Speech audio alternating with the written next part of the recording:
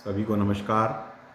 मैं हूं डॉक्टर मनोज कुमार बत्रा, सह आचार्य रासायन शास्त्र विभाग, सम्राट पृथ्वीराज चौहान, राजकीय महाविद्यालय Ajmer. BSc second year organic chemistry में हम लोग अल्कोहल्स की रिएक्शंस के बारे में अब तक बात कर रहे थे और पिछले टर्न पे जो वीडियो लेक्चर था उसमें हम लोगों ने बात की कि किस प्रकार से अल्कोहल्स जो है वो डिहाइड्रेशन रिएक्शन देते हैं, जो कि बहुत ही महत्वपूर्ण होती है क्योंकि इसमें डिहाइड्रेशन का जो प्रोडक्ट है वो टेम्परेचर डिपेंडेंट होता है। यदि हम उसको 100 डिग्री पर अल्कोहल को गर्म करते हैं और डिहाइड्रेटिंग एजेंट्स जैसे P2O5, aluminium oxide, H2SO4, H3PO4 इन सब की उपस्थिति में, विशेष रूप से H2SO4 की बात हम करें तो जब 100 डिग्री पर हम देखते हैं कि हमें इथाइल हाइड्रोजन सल्फेट जो है वो प्राप्त होता है और 140 डिग्री पर जब हम इसको हीट करते हैं तो हमें इथाइल डाईइथाइल ईथर मिलता है और 170 डिग्री के ऊपर जब हम इसको हीट करेंगे तो हमें एल्कीन प्राप्त होती है। तो इनका जो मैकेनिज्म है इसके बारे में हम लोगों ने पिछले टर्न पे बात की थी। तो तीनों प्रकार का जो डिहाइड्रेशन रिएक्शन है उसके बारे में हमने पिछले टर्न पे बात की। तो इस तरह से अल्कोहल की वो रिएक्शंस जहाँ पर कि ऑक्सीजन और हाइड्रोजन के बीच का जो बंध है वो टूटता है उनको हमने स्टडी किया। अब हम उन रिएक्शंस की बात कर रहे हैं जहाँ पर जो ऑक्सीजन और हाइड्रोजन के बीच का बॉन्ड है, मतलब कार्बन और ऑक्सीजन के बीच के बॉन्ड की बात हमने अब तक की। अब ऑक्सीजन और हाइड्रोजन के बीच का जो बंध है कहाँ पर टूटता है, अब उन कैटेगरी ऑफ रिएक्शंस के बारे में हम बात कर रहे हैं। तो अल्कोहल की वे अभिक्रियाएं जिसमें ROH बंध टूटता है, यानी the reactions of alcohol involving ROH bond fission, यानी ऑक्सीजन और हाइड्रोजन के बीच का जो बंध है जो टूटता है, उन प्रकार की अभिक्रियाओं के बारे में अब हम बात करने वाले हैं। तो ये एक अलग कैटेगरी ऑफ रिएक्शन है जो अल्कोहल्स के अंदर होती है और जो कि काफ़ी इंपॉर्टेंट है क्योंकि इसकी जो एसिडिक नेचर है, उसकी जो अम्लीय प्रकृति है वो उससे जुड़ी हुई है। तो सबसे पहला जो है वो यही है, अल्कोहल की अम्लीय प्रकृति यानी एसिडिक नेचर ऑफ अल्कोहल। और इसमें जो अभिक्रिया होती है वो धातुओं से अभिक्रिया होती है, यानी कि उसकी रिएक्शन मेटल के साथ में होती है। तो अल्कोहल जो है वो एक अति दुर्बल अम्ल होते हैं, they are very weak acids. अधिकतर अल्कोहल के अम्लीय स्थिरांक का मान Ka का मान जो है वो 10 की पावर -18 यानी 10⁻18 होता है और जल का अम्लीय वियोजन स्थिरांक का मान जो है 10⁻16 होता है। तो हम कह सकते हैं कि जो अल्कोहल है वो जल से भी कम या दुर्बल अम्ल होता है, they are even weaker acid than the water. अतः अल्कोहल जल की अपेक्षा दुर्बल अम्ल है।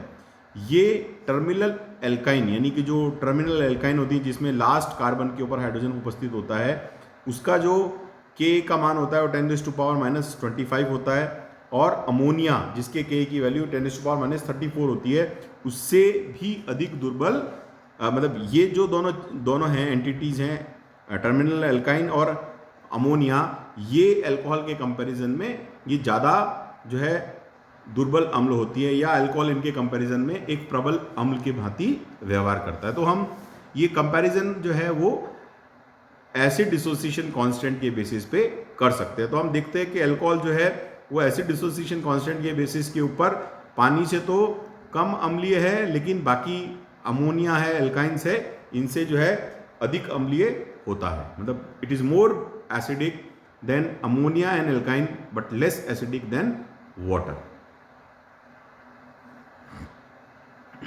अल्कोहल सक्रिय धातुओं जैसे सोडियम तथा पोटेशियम या सोडियम हाइड्रोक्साइड से अभिक्रिया करने पर अल्कोक्साइड बनाता है। तो देखिए जो एक्टिव मेटल्स हैं जैसे सोडियम और पोटेशियम है या सोडियम हाइड्रोक्साइड है, इससे रिएक्ट करके क्या बनता है, अल्कोक्साइड बनाता है। यानी कि ऑक्सीजन पर जो है वो मेटल अटैच हो जाता है तो ऑक्सीजन और हाइड्रोजन के बीच का जो बॉन्ड है अल्कोहल में वो ब्रेक होता है। हम उन्हीं कैटेगरी ऑफ रिएक्शंस की अभी हम बात कर रहे हैं।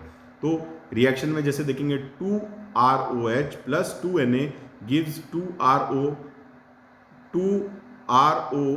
that is alkoxide minus ion plus Na plus water plus hydrogen. तो यहाँ पर क्या होता है कि हाइड्रोजन गैस जो है वो रिलीज होती है। तो ये एक तरह से टेस्ट भी होता है कि अल्कोहल को अगर हमें टेस्ट करना है तो हम उसकी रिएक्शन सोडियम के साथ में करा सकते हैं तो सोडियम के साथ में रिएक्शन होती है तो उसमें हाइड्रोजन गैस बनती है। जैसे ethyl alcohol 2CH3CH2OH plus 2Na gives CH3CH2O minus ONA plus H2 और ये H2 जो है ये रिलीज होती है। इसी तरह से टर्शरी ब्यूटाइल अल्कोहल जो है, टर्शरी ब्यूटॉक्साइड जो है वो Na के साथ सोडियम के साथ रिएक्ट करके सोडियम टर्शरी ब्यूटॉक्साइड बनाएगा प्लस हाइड्रोजन इसमें रिलीज होती है। तो ये रिएक्शन जो है वो टर्शरी ब्यूटॉक्साइड के साथ में, टर्शरी ब्यूटाइल अल्कोहल के साथ में होती है। अब देखिए, चूंकि अमोनिया अल्कोहल की अपेक्षा अति दुर्बल अम्ल हैं, जैसे हम पहले बात कर चुके हैं, अतः एमाइड आयन जो यानी कि अमोनिया से जब एक हाइड्रोजन निकाल देंगे तो जो एमाइड बनता है, एमाइड आयन एल्कोक्साइड आयन की अपेक्षा अति प्रबल क्षार होगा। तो जैसे हम जो हमने कॉन्सेप्ट पढ़ा है ब्रॉन्स्टेड लॉरी कॉन्सेप्ट जो है, उसमें कॉन्जुगेटेड एसिड और बेस का जो कॉन्सेप्ट है वो यही है कि जो स्ट्रॉन्ग एसिड होता है उसका जो कॉन्जुगेटेड बेस होता है वो वीक होता है, और जो वीक एसिड है उसका कॉन्जुगेटेड बेस जो है वो स्ट्रॉन्ग होता है। तो अमोनिया जो है एक वीक एसिड है तो इसका कॉन्जुगेटेड बेस क्या है, वो एमाइड आयन है, वो स्ट्रॉन्ग होगा। यदि अल्कोहल की अभिक्रिया सोडामाइड यानी NaNH2 के साथ द्रव अमोनिया में करें तो अभिक्रिया के फलस्वरूप सोडियम एल्कोक्साइड और अमोनिया बनेंगे।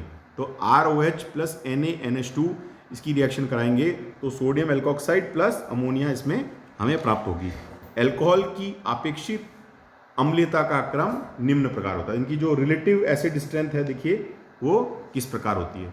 तो देख सकते हैं हम कि प्राइमरी जो है वो सबसे ज़्यादा इसमें एसिडिक कैरेक्टर शो करता है एज कम्पेयर टू सेकेंडरी, और सेकेंडरी जो है वो टर्शरी के कंपेरिजन वो इसकी एसिडिक प्रॉपर्टी जो है वो शो करता है। तो टर्शरी ब्यूटिल अल्कोहल जो है मिथेनॉल की अपेक्षा कम अम्लीय है, अतः तृतीयक ब्यूटॉक्साइड आयन जो है वो क्या है, वो मिथॉक्साइड आयन की अपेक्षा प्रबल क्षार होगा, क्योंकि अब जो वीक एसिड है टर्शरी ब्यूटॉक्साइड वो बेस के रूप में अगर हम देखेंगे उसका जो कॉन्जुगेटेड बेस है वो स्ट्रॉन्ग होगा। अब इसका एक्सप्लेनेशन क्या है, इसका स्पष्टीकरण क्या है।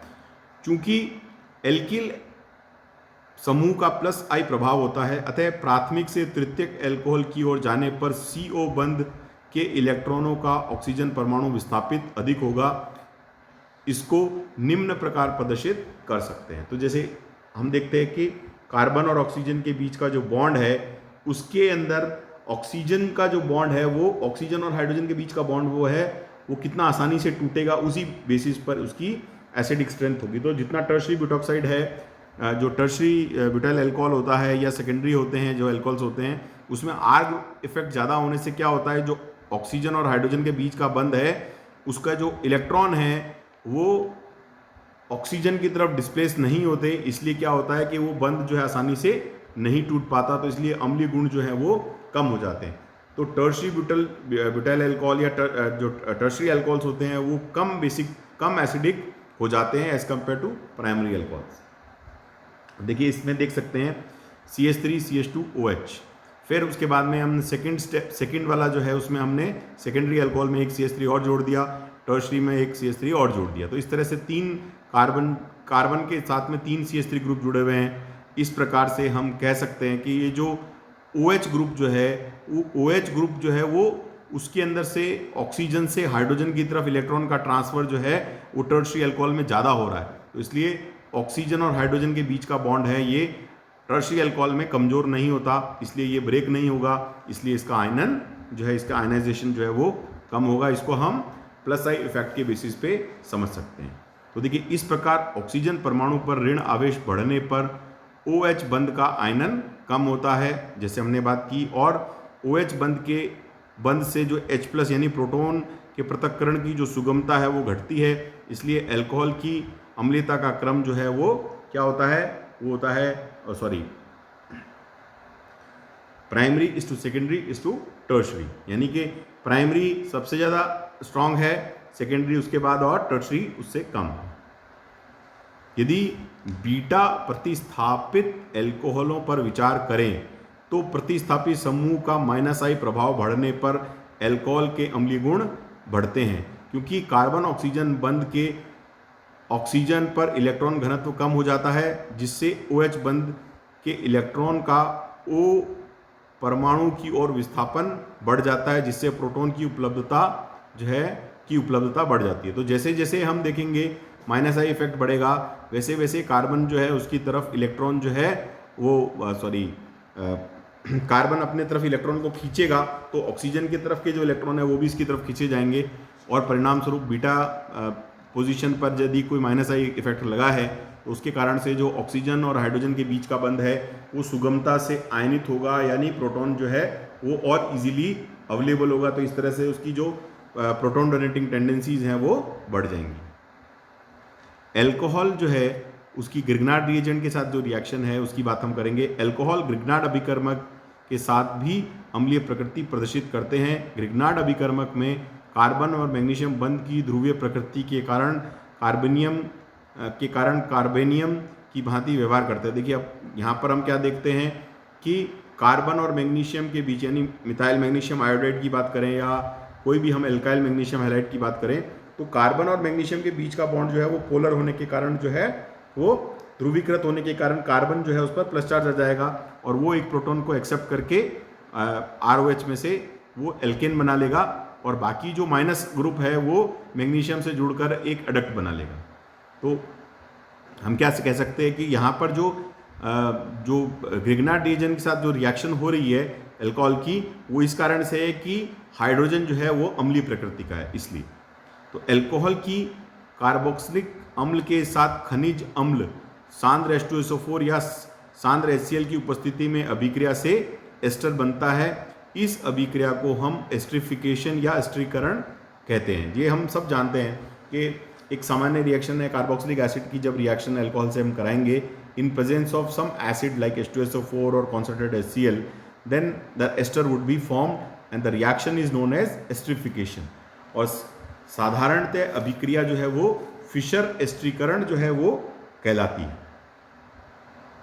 अब देखिए यहाँ हम रिएक्शन देख सकते हैं, RC double bond OH plus R-OH in presence of acid catalyst gives RCOOR-।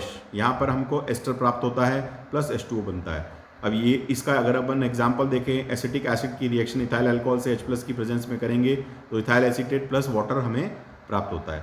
विभिन्न प्रकार के एल्कोहलों से एस्टर बनने की सुगमता निम्न प्रकार है। मतलब ये जो एस्टर का फॉर्मेशन होगा वो किस क्रम में होगा, यानी सबसे इजीली रिएक्शन जो है मिथेनॉल देता है, फिर प्राइमरी, फिर सेकेंडरी, फिर टर्शरी, है ना।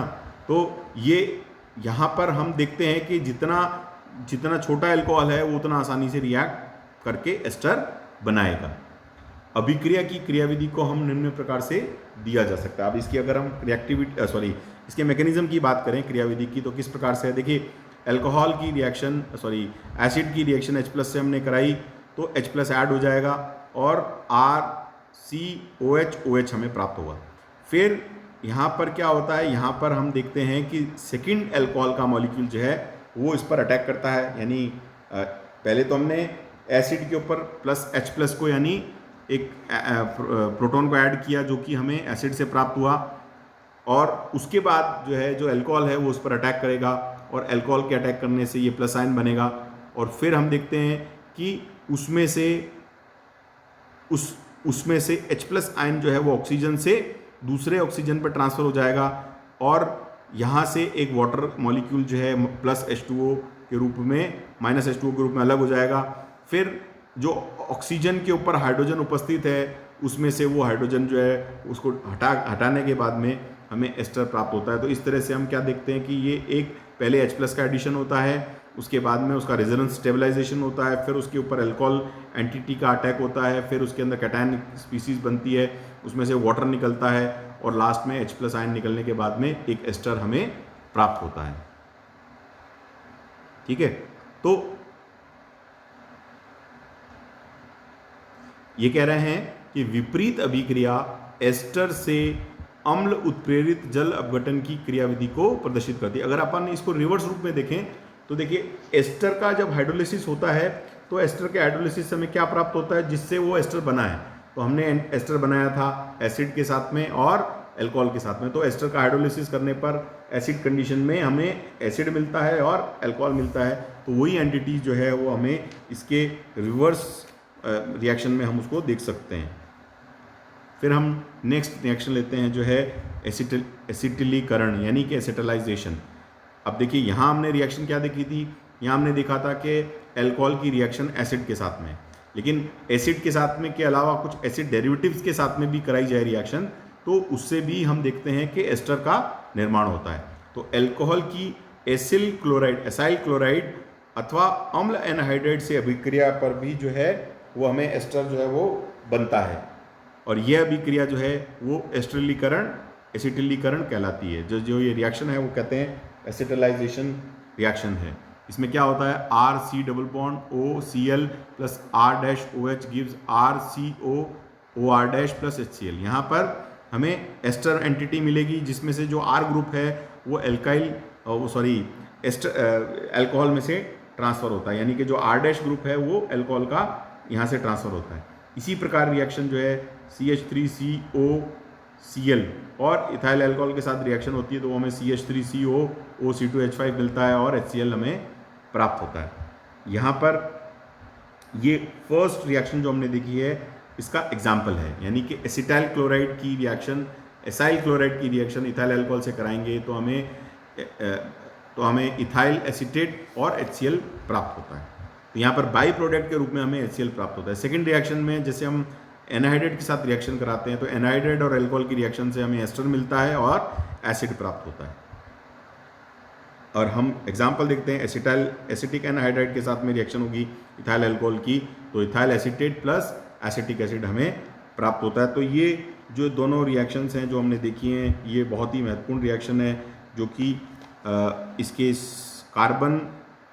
ऑक्सीजन और हाइड्रोजन के बीच में अल्कोहल के बॉन्ड के ब्रेक होने से हमें प्राप्त होती हैं। तो आज के लिए इतना ही। आप सभी का बहुत बहुत धन्यवाद।